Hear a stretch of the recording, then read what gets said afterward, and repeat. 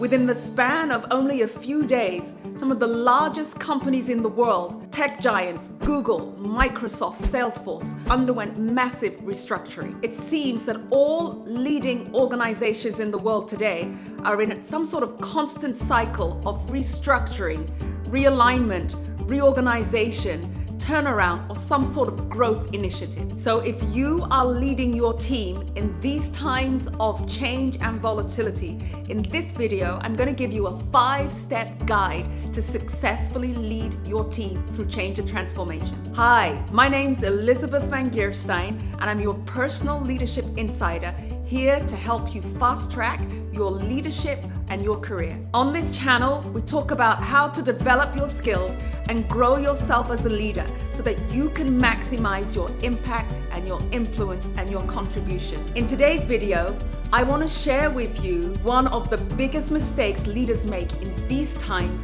and how to avoid them. Leading through change, disruption, and digital transformation is now a standard part of every leader's and manager's job description, whether it's explicitly stated or not. Whether you're in HR, sales, marketing, finance, customer service, supply chain, or operations, it doesn't matter. Whatever your functional area or executive leadership role, leading through digital transformation and disruption is a critical success factor. This is a key performance indicator for the success of your organization and for you succeeding in your role. One of the biggest challenges of managing change is team members who resist change. They may refuse to accept the proposed changes and want to stick to tried and tested methods, or they simply fail to see the big picture. They may be paralyzed by fear, become silent saboteurs, or just fail to take action. If you fail to explicitly lead through change, this will cause many issues that you could otherwise avoid. For example, destabilizing people and making them anxious, sap their motivation, leading to silent quitting, make constant retraining and reshaping a necessity, take huge amount of time and effort to fight resistance at all levels, increase the chances of people making bad decisions, paralyze decision-making processes, jeopardize long-term projects, developments, and initiatives, overwhelm your individuals and your organization as a whole. What I've seen happening as well is that it can take its toll on your company culture, leading to toxic infighting, which ultimately creates VUCA environments within the organization. And that's absolutely the last thing you want. So you end up fighting your battles within the organization and outside of the organization. Here are 5 steps to successfully lead yourself and your team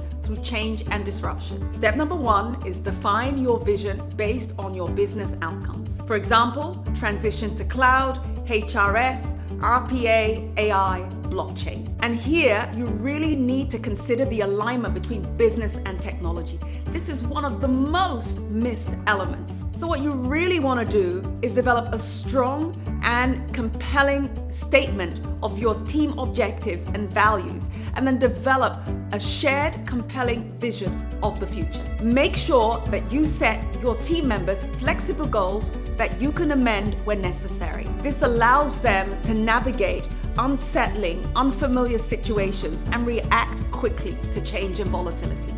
And I really think we're sort of at the fork in the road moment. And I think we really are in this decade at a junction. If we make the right decisions, we do the right thing, the future could be amazing. We make the wrong decisions, using the wrong technology, doing the wrong thing with technology, and ignoring what's happening, then it may not look as good. So this really a junction. Of course, there are several junctions coming up, constantly forks in the road, but this will be a very big topic for the next few years. I think any company that wants to build trust with their users or their clients needs to look at this and say, well, what's our position going to be at this fork in the road? Because now we have 3 waves, right? We have the COVID-19 wave, that's what we're doing right now, and that's immediate for the next 18 months or so. And then the next wave really is climate change.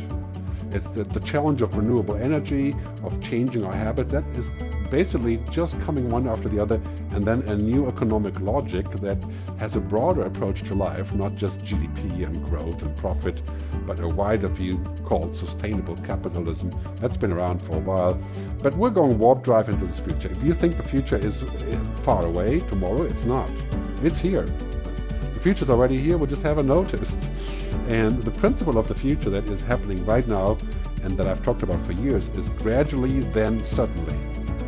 And this is taken from a Hemingway novel. Right, so we don't know that it's happening, but all of a sudden, boom, we're here. And for example, the Apple Watch allows us to monitor our bloodstream, our oxygen level, and very soon, of course, many, many more things. And before you know it, healthcare is technology. It's the conversion. So it's basically like all of a sudden we can drive cars that drive themselves to some degree. Right? We can have content services in the cloud. So warp drive means it's going on very slowly until we hit the button and just explodes. Right? And here it's really quite clear the pandemic is an accelerator of these things that were there before.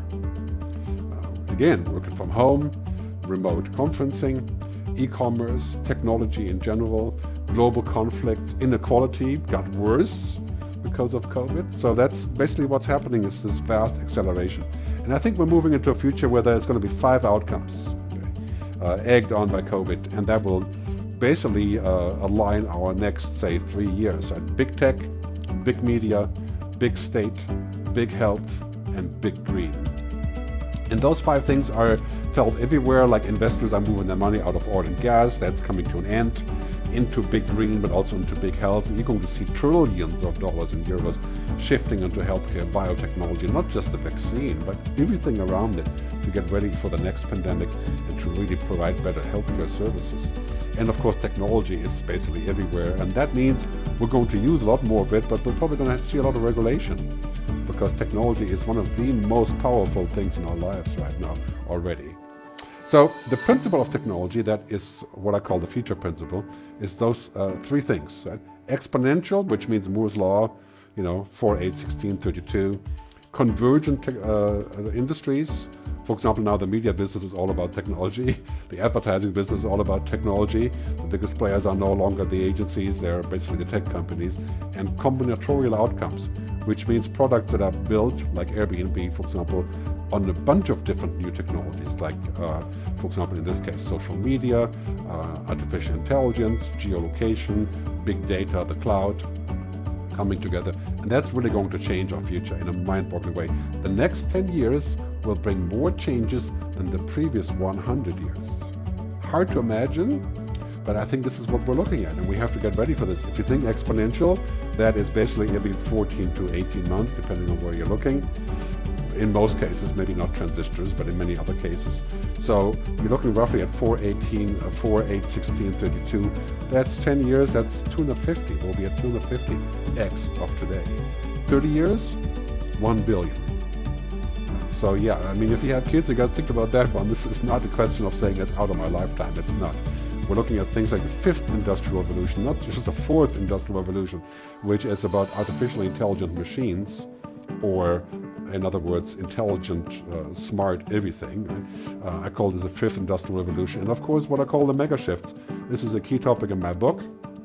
You can, in fact, download this chapter from my book in 12 languages. If you go to megashifts.digital, you can download it for free. And it's basically all of the outcome of technology results in huge societal trends and business trends that are everywhere in every industry. For example, augmentation. Cognification, things becoming smart. So in this case, machines are getting intelligent in the sense of learning, not like humans, but yeah, they are no longer that stupid, and they can understand things, parentheses, and they can compute better. And deep learning, machine learning is on that nature of cognification, even though I think it would be far-pressed to call them cognitive. But virtualization, right? Industry is moving into the cloud, drug research is moving into the cloud, money is moving into the cloud, digital money, everything is going virtual. We are going virtual by speaking to each other through online systems. Augmented reality, virtual reality, going to be as normal as WhatsApp. That's a scary thought. Robotization, right? Robots becoming ultimately so cheap that there's almost no way of not having a robot. I mean, an industrial robot used to be $1 million. Now it's, I think Baxter is $24,000. And we're going to see all these things coming together, like augmenting our reality, and that is going to have huge social, cultural implications. Many of them quite positive because of efficiency and higher productivity, but also really causing disruption, like automation is a bigger driver of unemployment than globalization. We have to move up the food chain and decide what we can and what we can't do, which I will talk about shortly as well. Step number 2, assess what is your gap. Figure out the strategic areas that lie within your strength zone and where you want to strengthen your organization, and figure out the areas where you don't want to play in. This way, you leave some things to do through partners and outsourcing. Step number 3, hire the right people with the right level of skills. Use a skills matrix and apply different ways to attract talent. For digital transformations, we've got to realize that many good tech leaders work for tech companies and tech organizations. So we need to figure out a way to attract them from their tech organizations to your organization. Hire, develop, and promote people who thrive in VUCA environments. These people are collaborative, are comfortable with ambiguity and change, and have complex thinking abilities. Step number 4, define your change and disruption management plan. Speak throughout your organization and to the shop floor, and especially to your frontline employees, to define and describe your change management plan, initiatives, outcomes, and purpose. It's important to share with them the roller coaster of emotions that we inevitably all go through in times of massive change. Many people in the organization may get fearful and react in various adverse ways to this fear.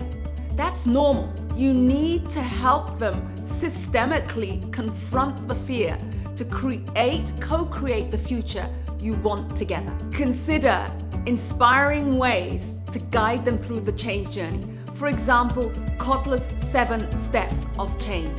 Among others, this includes communicating to people, managing fear, managing stress, managing crisis, and celebrating every step of the way. Give your people a sense of momentum. It means the world to them to feel they're making progress, and that sense of ongoing progress. Step number 5, execute with KPIs. Review and evaluate your performance. Make measuring, analyzing, and interpreting key metrics your priority. Consider what you're doing well, what came as a surprise, and what you could do better and differently next time. And most importantly, don't just measure. Measure what matters. In order to measure what matters, you need to focus on your key performance indicators. These are measures used by organizations to quantify and measure any strategic or organizational goal. A KPI will allow your organization to understand the progress of long-term strategic goals, and it will also allow you to look at the performance of projects and other strategic functions. All right, you guys, thank you so much for watching. Make sure to share this video with other leaders in your organization so they can also prepare for the ongoing onslaught of change and volatility in the times that we live in. Like this video if you enjoyed it, and subscribe because I've got some great videos coming up. See you next time. Bye-bye.